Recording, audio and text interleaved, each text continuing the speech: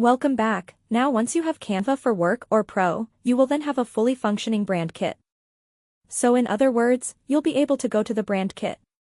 Once you open up the brand kit, you'll be able to add in more than 2 colors. Without Canva for Work/Canva Pro, you can only add 2 colors to your color palette.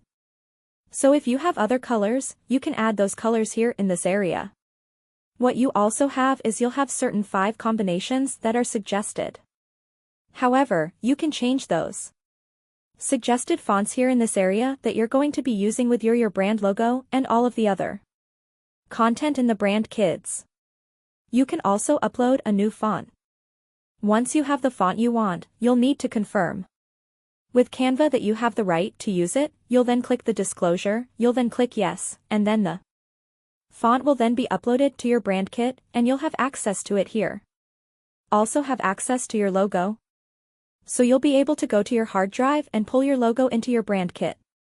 Once you have the brand kit, it will belong to your entire team. For example, if you were to create a design, you would then click on the form that you want to use. And if you wanted to choose a color, what you're going to see is that your brand colors are going to be there, and the same is going to be true for your entire team. Now, when you are editing your design, if you want to use a logo, all you'll need to do is to go inside of your folder, and what you'll notice is that you have your logos available to you here in your folder. These are the logos from your brand kit. All you need to do is to click in, and you'll be able to add those logos to your image.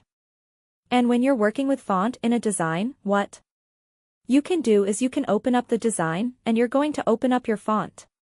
What you'll notice is that you have your brand fonts here as well as your uploaded fonts. So if you want to change a font to one of your brand fonts, you can do that inside your menu if you have Canva for Work. Okay, so with that, thanks, and I will see you in another video.